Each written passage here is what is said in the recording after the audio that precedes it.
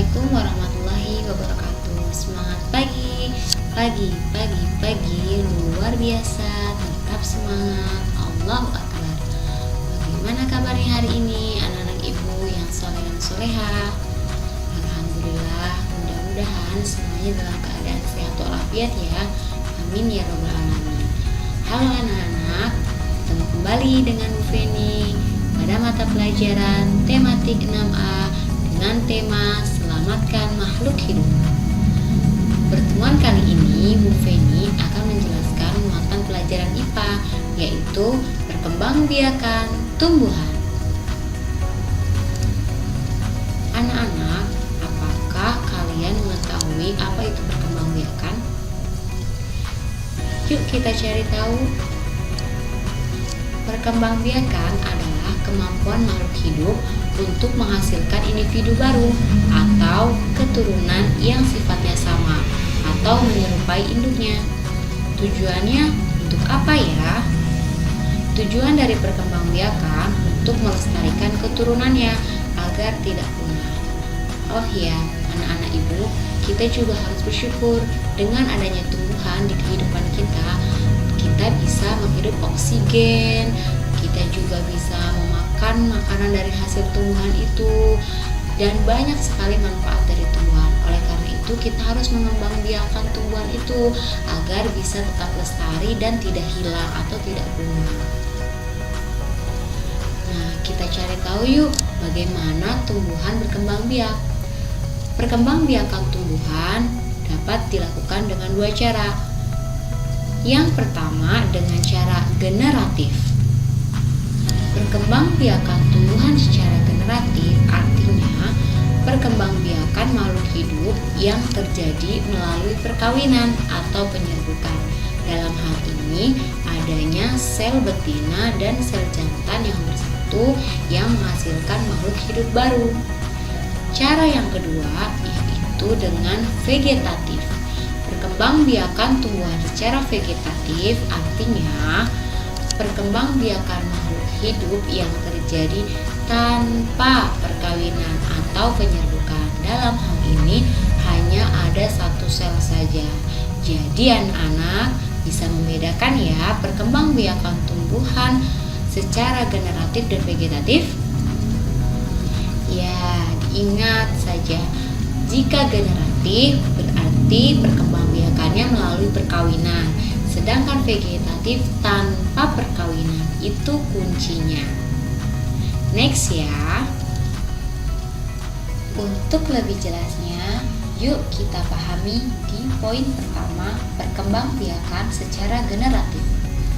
Anak-anak, perlu kita ketahui perkembangbiakan secara generatif biasanya terjadi pada tumbuhan yang berbunga. Dan di perkembangbiakan generatif juga ada proses penyerbukan. Apa ya proses penyerbukan? Sebelumnya anak-anak sudah membacakan buku tematiknya di halaman 11. Ibu ingatkan kembali ya. Proses penyerbukan atau persarian artinya peristiwa jatuhnya serbuk sari ke atas kepala putih. Nah, sudah tahu belum serbuk sari dan kepala putih itu di mana ya tempatnya atau letaknya? Saatnya kita mengidentifikasi salah satu tumbuhan bunga berikut ini. Ya, bagian-bagian bunga. Ayo tebak, coba lihat gambar tersebut termasuk tumbuhan atau bunga apa ya? Ada yang pernah melihat? Good job.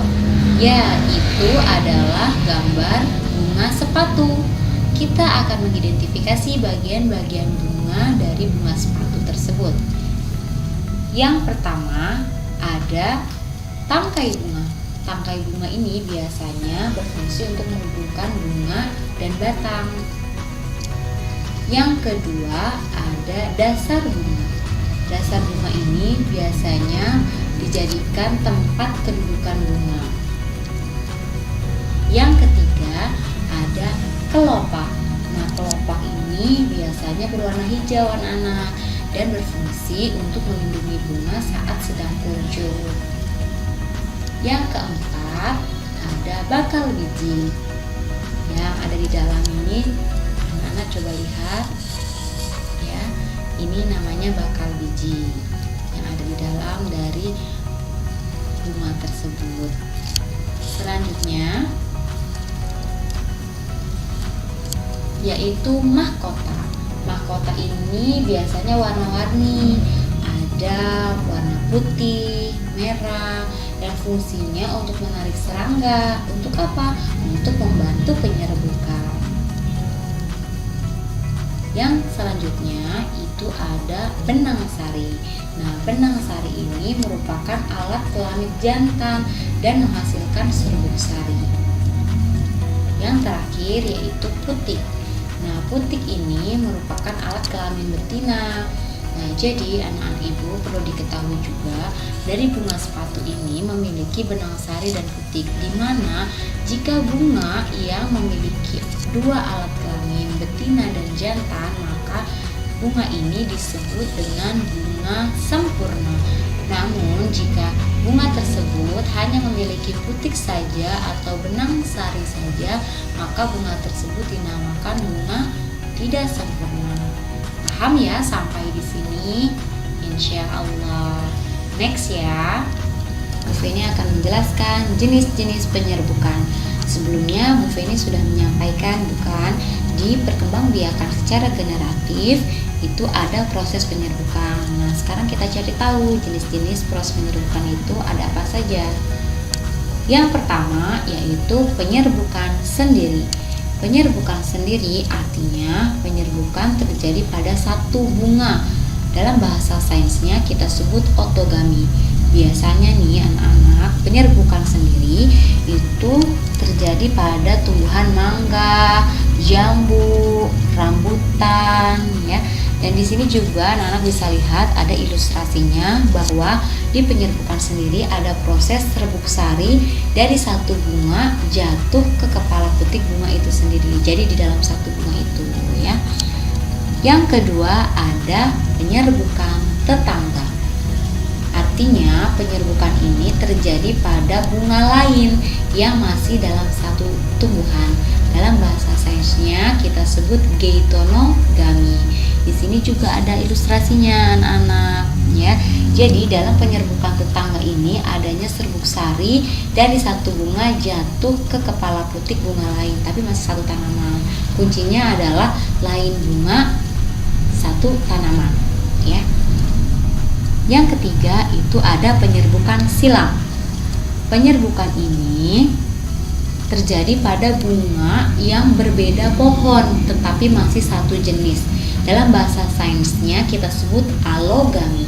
Nah, di sini teman-teman, anak-anak ibu semua bisa dilihat ya. Kuncinya adalah tanaman lain tapi satu jenis. Ya. Tuh. Next yang keempat, penyerbukan bastar. Penyerbukan bastar ini artinya terjadi pada bunga yang berbeda pohon dan berbeda jenis tetapi masih satu spesies. Dalam bahasa sainsnya kita sebut hibridisasi. Kuncinya untuk penyerbukan bastar, lain bunga, lain tanaman, lain jenis. Paham ya anak-anak? Jadi jenis-jenis penyerbukan terbagi menjadi 4 ya.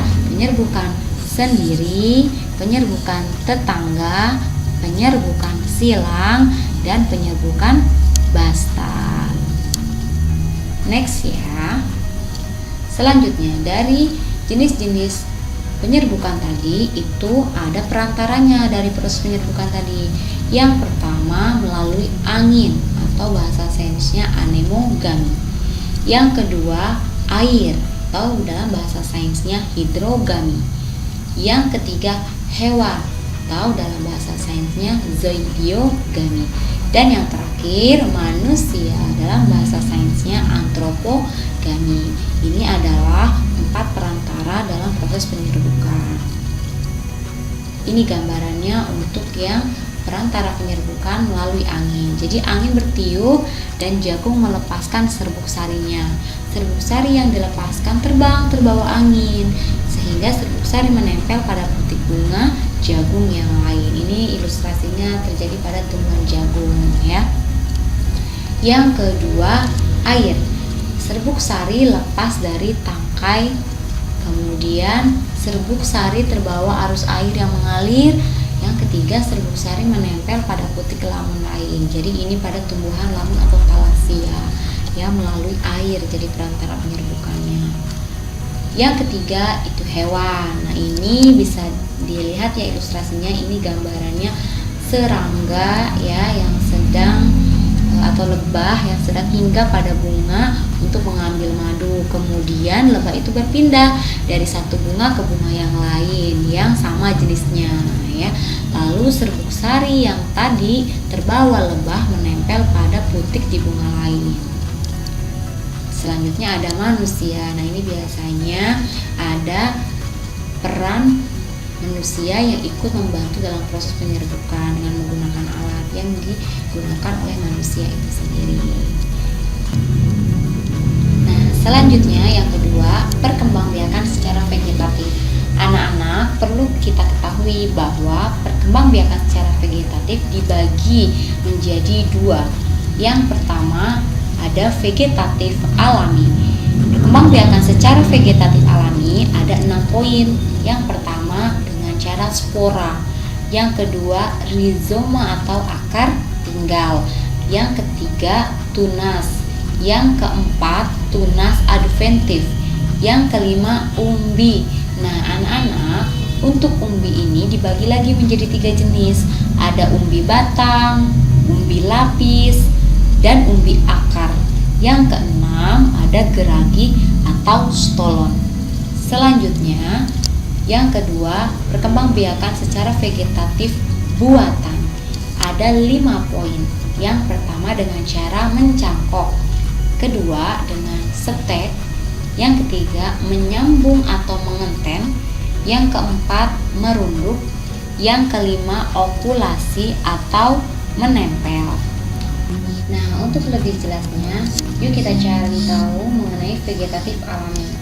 Yang pertama ada spora. Spora biasanya terjadi pada tumbuhan jamur, tumbuhan paku, lumut, suplir, dan lumut kerak.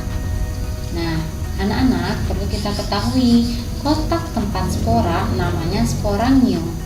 Nah, di sini ada gambar ya, bisa diperhatikan.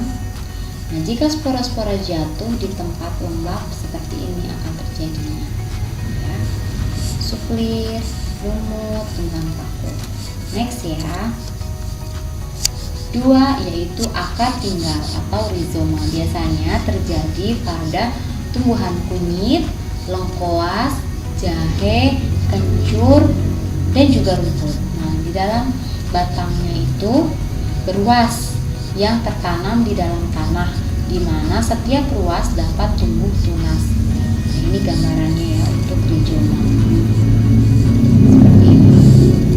Next, yang ketiga yaitu tunas. Tunas biasanya terjadi pada tumbuhan bambu, pisang, seri rejeki, nanas, dan golongan talam seperti kelapa, kurma, dan aren ya. Selanjutnya yang keempat yaitu tunas adventif. Tunas adventif ini tumbuh tidak hanya di batang ya, bisa di akar, bisa di daun. Nah, biasanya tunas yang berasal dari akar itu ada dari tumbuhan sukun, juga cemara. Yang dari daun contohnya seperti cocor bebek. Yang kelima, nah, umbi. Umbi ini adalah bagian tanaman yang menggembung di dalam tanah. Nah, dibagi lagi menjadi 3. Ada umbi batang ya, umbi lapis, dan umbi akar. Untuk umbi batang itu biasanya terjadi pada tumbuhan yang menjalar ya, ubi jalar, kentang, ketela rambat, seperti itu. Selanjutnya yang kedua ada umbi lapis. Umbi lapis ini biasanya terdapat di pelepah daun ya. Contohnya itu ada bawang merah, bawang putih ya, kemudian bawang bombay, bunga tulip. Kemudian yang ketiga ini umbi akar. Umbi akar ini biasanya berfungsi untuk penyimpanan zat tepung ya. Contohnya itu ada wortel dan juga dahlia. Next, yang keenam yaitu geragi atau stolon. Geragi atau stolon ini batang atau ranting yang menjulurnya itu di atas permukaan tanah, di mana di bawah batang tumbuh akar serabut. Nah, seperti ini ya. Nah, untuk geragi atau stolon yang dari atas atau di atas tumbuhnya itu contohnya ada tumbuhan arbe, pegangan, dan semanggi. Untuk yang tumbuh di bawah permukaan tanah itu contohnya seperti rumput teki ya. Nah, selanjutnya ini vegetatif buatan. Tadi 6 poin berkaitan tentang perkembangbiakan vegetatif alami. Sekarang kita bahas vegetatif buatan. Vegetatif buatan yang pertama adalah dengan cara mencangkok ya, membiarkan tumbuhannya dengan cara membuat akar baru pada bagian batang nih. Biasanya mencangkok ini digunakan untuk tanaman buah seperti mangga ya gitu. Selanjutnya ada stek. Nah, stek ini biasa digunakan untuk tanaman bunga dan juga singkong ya. Pertumbuhan dan pembungaannya lebih cepat dengan menggunakan stek. Yang ketiga, dengan cara menyambung atau mengenten. Jadi maksudnya menggabungkan batang bawah dan batang atas dari tanaman yang berbeda sehingga diperoleh tanaman yang lebih kuat. Jadi ada penggabungan ya. Biasanya itu pada tanaman bunga, buah maupun hias. Yang keempat yaitu merunduk. Merunduk ini memperbanyak tanaman dengan cara membengkokkan ya sebagian batang atau rantingnya dan memendamkannya ke dalam tanah. Nih, seperti ini ya gambarnya. Contohnya itu biasanya melati, kangkung, apel, stroberi gitu. Selanjutnya okulasi atau menempel. Ini merupakan cara memperbanyak tanaman dengan menempelkan tunas muda pada ranting atau batang tanaman induknya. Contohnya itu biasanya ada tumbuhan jeruk, rambutan, durian. Ini dengan cara okulasi atau menempel. Demikian pembahasan dari Bu Feni berkaitan dengan perkembangbiakan tumbuhan secara generatif dan vegetatif. Semoga ilmu yang disampaikannya bermanfaat dan dimohon untuk anak-anak ibu untuk melakukan latihan di buku mahir tematiknya ya. Aktivitas 5 halaman 5 dan aktivitas 3 halaman 15 dikerjakan di buku mahir tematiknya langsung. Terima kasih. Jika ada yang masih belum paham bisa ditanyakan secara langsung melalui Google Classroom atau di saat waktu konsultasi. Tetap semangat ya, jaga kesehatan selalu. Wassalamualaikum warahmatullahi wabarakatuh. Asip go, sekolah para juara dan sayang teman.